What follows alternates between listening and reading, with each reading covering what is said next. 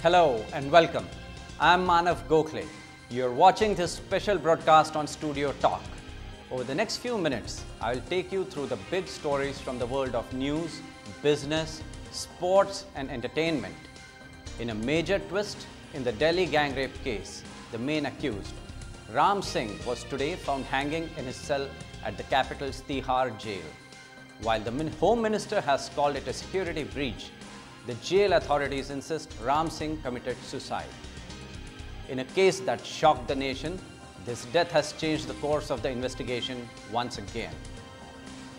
He is a national hero, but now boxer Vijayendra Singh finds himself in the middle of a police controversy involving a drug bust. Refusing to cooperate with the Punjab police during the 2-hour interrogation, the boxer is now refusing to give his blood samples to be examined by forensic experts. Yet another case of a high-profile athlete caught in a scandal. When she was in power, there were more than enough controversies that surrounded her. And even after she is moved out of Rashtrapati Bhavan, former President Pratibha Patil is raising too many eyebrows. In the latest, the house allotted to her has expanded from 3,000 square feet to nearly a double of 6,000 feet. It is a clear violation of rules. We are yet to hear from her office. While some parts of the state are reeling under one of the severest droughts in the history of Maharashtra, it hasn't stopped the state from spending close to 4 crores on VVIP cars. This includes buying 2 Mercedes from, believe it or not, the state's contingency fund. Defending the expense, the state government says it's necessary to provide these high-end vehicles to the Prime Minister and the President when they come visiting. The wait has begun for a new Pope.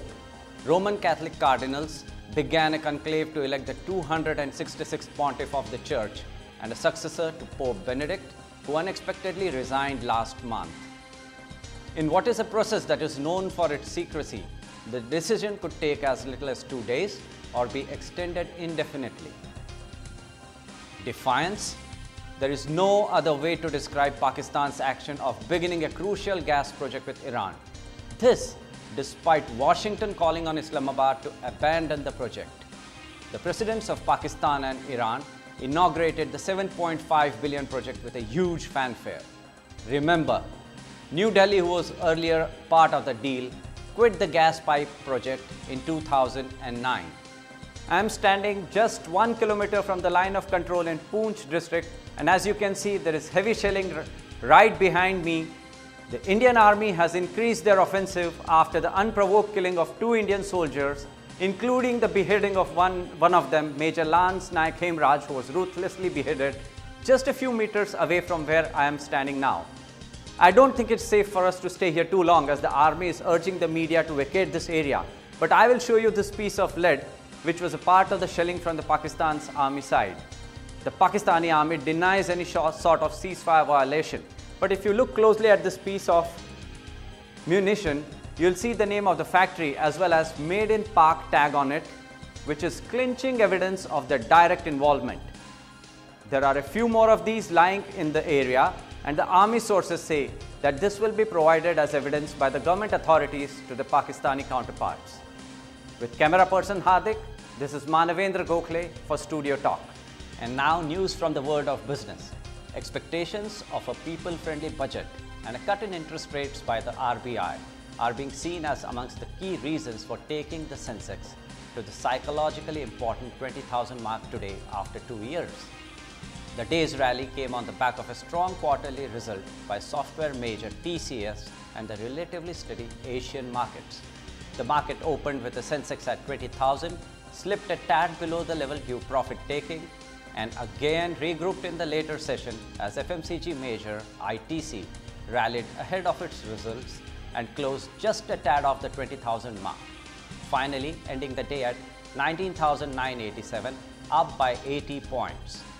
The day's rally added about Rs 26,000 crores to the investors' wealth, with the BSE's market capitalization now at 71 lakh crores. The last time the benchmark had seen this level was on Jan 7, 2011, about 2 months after it had reached its all-time peak of 21,709 points. And here's news from the world of sports. If there were any critics that Mahendra Singh Dhoni had, they should be silenced, at least for some time.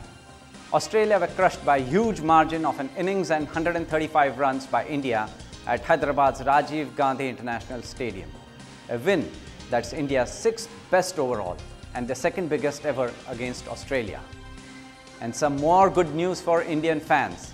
A spirited Indian side notched up a terrific 3-1 win over arch-rivals Pakistan to keep their hopes alive in the Sultan Azlan Shah hockey tournament. A loss would have virtually shut the doors on our hopes in the tournament. Rafa Nadal and Roger Federer stayed on track for a mouth-watering quarter-final showdown at the Bank National Paribas Open. The two legends both advanced to the last 16. Spaniard Nadal was gifted the spot when Argentina's Leonardo Mayor withdrew.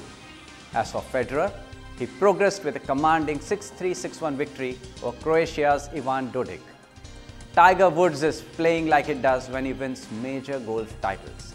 With the Masters only a month away, the golfing superstar looks ready to close the major win record gap on Jack Nicklaus for the first time since 2008. This sure is going to be a treat for all Tiger fans who've been long praying for a comeback. And the San Antonio Spurs won the battle of the Western Conference heavyweights, bouncing back from an embarrassing 30-point loss to beat the Oklahoma City Thunder. The final scores 105-93. Spurs are now at an impressive 26-4 at home this season. One more victory and they'll record 50 wins for the 14th straight session. And here's news from the world of entertainment. She may or may not try out playback singing, but Priyanka Chopra may well be the voice of a lovable aircraft if the director of Simpsons has his way. Studio Talk has learned that PC has been signed by Disney to lend her voice to Clay Hall's animated film Plane. Well, here's Priyanka leaving on a jet plane. Meanwhile, you guys chill and take your drink. And after being the invisible and absolutely lovable Mr. India, the duo of Anil Kapoor and Shekhar Kapoor. Anil got taken away by Ram and Shekhar Kapoor went on with the Bandit Queen. Literally did the disappearing act. But seems they are teaming up again. The film will not be directed by Shekhar though. Guess what's that movie going to be called? The Indian Sherlock Holmes? Elementary Day, Watson. And it's all about the difference between a peck and a kiss. After his steamy kiss with Vidya Balan in Ishqiya, Arshad Varsi seems to be getting the serial kisser tag. Well, it seems this time the damsels he has to kiss, no, peck, is the lovely, gorgeous Huma Qureshi. Varsi though seems to be getting the pecking jitters. Of all the things, why, I wonder? And with just 4 days to go before its release, Warner Brothers and Christopher Nolan's final film in the Batman trilogy is generating more audience excitement than the 3 highest grossing movies of the last 12 months. From Mumbai to Los Angeles, here's a report on what's arguably the most anticipated movie of the year. Stay tuned in for more buzz on this from Warner Brothers and get your seats for the best. Well, back right home, the movie that's creating all the buzz is Salman and Katrina's Ek Tha, Tiger. Almost a month before the release, the industry is already buzzing with rumors of the movie crossing the 200 crore mark. Not surprising considering that it has everything going for it. Be it the Salman-Katrina pairing, Yash Raj backing, and yes, a well-planned holiday release just at the right moment. And folks, that's all that we have time for. This is Manav Gokhale signing off. Thanks so much for watching. Stay tuned in for more.